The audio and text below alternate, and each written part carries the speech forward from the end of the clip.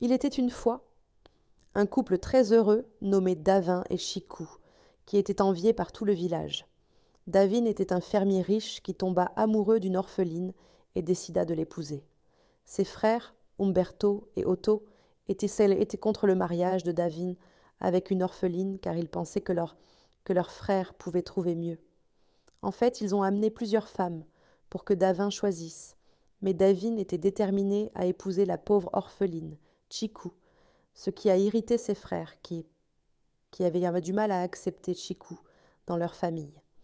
Au fil des jours, Davin couvrait sa femme d'amour et d'attention. Il l'aidait dans les tâches ménagères et préparait même son plat préféré chaque matin avant de partir pour sa ferme. Ses frères, Umberto et Otto, trouvaient cela étrange car ils ne comprenaient pas pourquoi Davin aidait sa femme avec les tâches ménagères. Ils trouvaient en cela condescendant pour un homme, car ils pensaient que c'était la responsabilité d'une femme de s'occuper de la maison, et ils croyaient aux frères que leur frère se rabaissait en faisant les tâches et en cuisinant pour sa femme. Un jour, Umberto et Otto décidèrent de rendre visite à Davin. Ils arrivèrent chez lui et trouvèrent Davin en train de laver les sous-vêtements de sa femme. Umberto et Otto étaient rentrés furieux et demandèrent à leur frère ce qu'il faisait, à laver les sous-vêtements de sa femme, alors que celle-ci était assise à côté de lui à ne rien faire. Davin sourit à ses frères et dit qu'il n'avait aucun problème à laver les sous-vêtements de sa femme et que ses frères devraient la laver seul, le laisser gérer sa maison comme il le jugeait bon. Umberto et Otto crièrent unanimement « Abomination !» en demandant à Davin s'il était maintenant un mari soumis. Ils lui demandèrent s'il était celui qui s'était marié à sa femme, Chiku, ou si c'était Chiku que Dieu avait marié à lui. Ils dirent à Davin que s'il continuait à traiter sa femme ainsi, il perdrait tout respect de sa part. Ils lui rappelèrent qu'il était le chef de la maison et qu'il devait agir en tant que tel, et Davin rit et dit à ses frères qu'il contrôlait sa maison et qu'Umberto et Otto devraient se décider. Cela a mis ses frères en colère qui sont rentrés chez eux et n'ont pas arrêté de parler de ce qu'ils avaient vécu chez Davin. Leur mère, Naila, s'approcha d'eux et les avertit de ne plus s'occuper du mariage de leur frère. Elle savait combien ils méprisaient la femme de Davin, Chiku, et les avertit de ne pas laisser leur haine pour Chiku causer des problèmes avec leur frère. Elle conseilla à ses fils de vivre en paix avec Chiku et de la respecter en tant que femme de leur frère. Mais Umberto et Otto refusèrent d'écouter, car leur haine pour Chiku grandissait de jour en jour. Après plusieurs mois, Chiku tomba enceinte et donna naissance à une belle petite fille. Son mari, Davin, était aux anges, car il ne pouvait pas croire qu'il était maintenant père. Il se précipita avec enthousiasme pour informer sa famille de la bonne nouvelle, et sa mère, Naila, dansa de joie.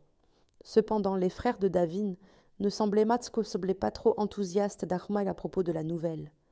Ils demandèrent d'envers leur frère, Davin, pourquoi il célébrait la naissance d'une fille alors qu'il aurait dû pousser sa femme à avoir un garçon qui continuerait sa lignée. Ils dirent à Davin que sa femme, Chiku, avait donné naissance à une fille à cause de la façon dont il la choyait et ne lui permettait jamais de faire de travail dans leur maison, et que Chiku aurait donné naissance à son fils si l'inverse avait été le cas.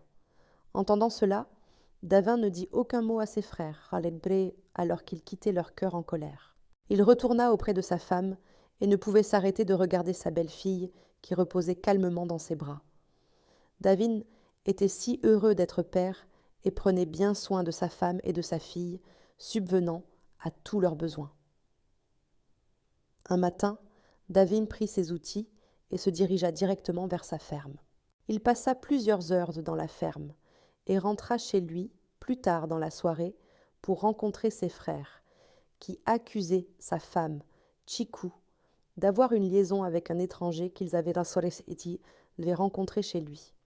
Ses frères lui dirent qu'ils étaient arrivés chez lui ce soir-là et avaient donc rencontré l'étranger dans le lit avec sa femme.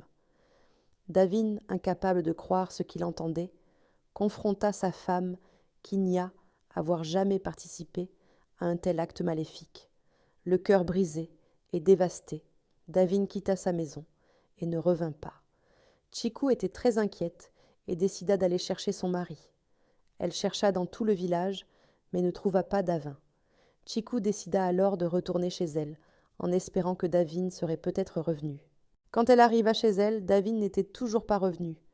Chiku s'assit devant son cœur, pleurant, lorsqu'un jeune garçon s'approcha d'elle pour révéler que son mari, Davin, s'était noyé dans la rivière du village. Terrifiée, Chiku pleura à la nouvelle. Chiku courut aussi vite qu'elle le pouvait vers la rivière du village et vit les vêtements et les chaussures de son mari posés sur la rive de la rivière. Les villageois fouillèrent la rivière pour le corps de Davin, mais ne purent le trouver. Ils continuèrent à chercher pendant des heures, mais le corps de Davin n'était toujours pas trouvé. La nouvelle se répandit dans le village, atteignant les frères de Davin, qui accusèrent Chiku d'avoir tué leur frère. Chiku pleura à chaudes larmes car elle savait que toutes les accusations portées contre elle étaient fausses. Elle regarda son monde s'écrouler devant ses yeux et se demanda ce qu'elle avait fait de mal pour mériter ce genre de vie douloureuse. Une cérémonie funéraire fut organisée pour Davin, dont les vêtements et les chaussures furent enterrés à la place de son corps manquant. Chiku, tenant sa fille près de son cœur, pleura sans contrôle alors que les frères de son mari l'empêchaient d'assister à l'enterrement de son mari. Ils l'accusèrent d'être derrière la mort de leur frère et la mirent en garde de ne pas s'approcher du site funéraire. Leur mère, en voyant comment ils traitaient mal Chiku, les avertit de laisser Chiku tranquille.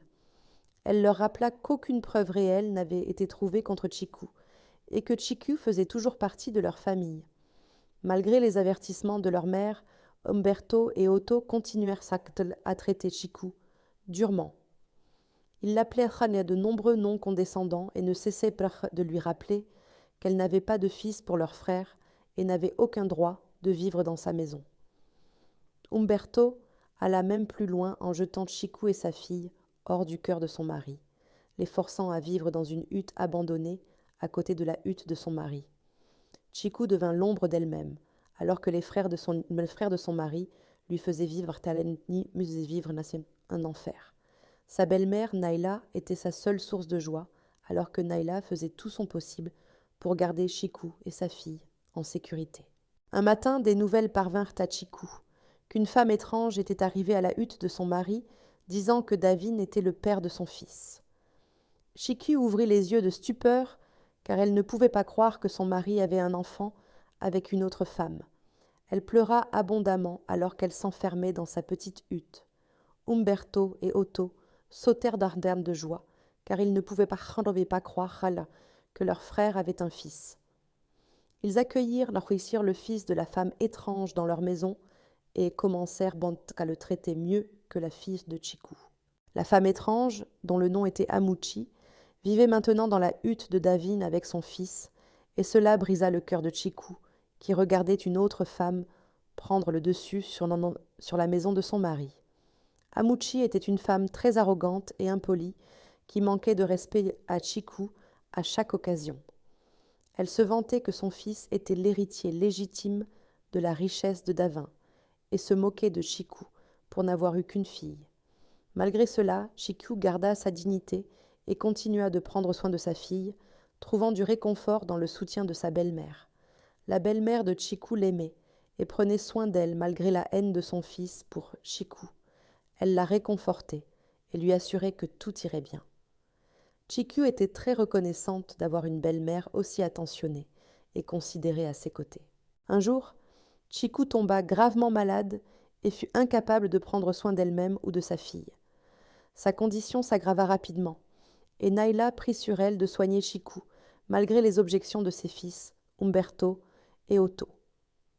Cependant, la condition de Chiku s'aggrava à mesure que les jours passaient. Naila, voyant cela, consulta le guérisseur du village qui révéla que sa maladie n'était pas de cause naturelle, mais était un complot de quelqu'un pour mettre fin à sa vie. Naila fut terrifiée par la nouvelle et se demanda si ses fils avaient joué un rôle dans ce qui se passait. Ils se réveillèrent tous un matin et réalisèrent que Chiku avait fui avec sa fille et tout le monde se demanda où elle aurait pu aller. Les semaines passèrent et Chiku n'était toujours pas revenue.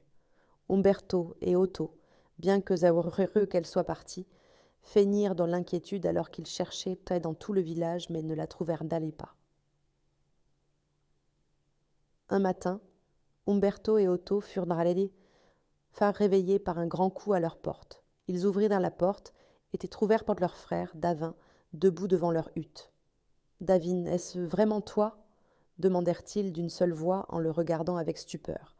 Davin leur révéla qu'il ne s'était jamais noyé dans la rivière, mais avait mis en scène sa mort pour voir les vraies couleurs de ses frères Kisletlia et pour exposer leur cupidité et leur tromperie. Il avait observé de loin comment ses frères les traitaient en Chiku, sa femme, et était dégoûté par leurs actions. Il leur révéla qu'il savait comment ils avaient la comploté avec le jeune homme pour accuser sa femme, Chiku, d'infidélité. Davin regarda dans les yeux de ses frères alors qu'il exprimait sa déception. Il leur dit que leur cœur maléfique envers sa femme les avait fait accepter une parfaite inconnue qui leur avait menti en disant qu'elle avait donné naissance à un fils pour lui. Il leur dit qu'Amouchi était une fraude qui profitait de leur stupidité parce qu'elle savait combien ils valorisaient les enfants mâles par rapport aux enfants femelles.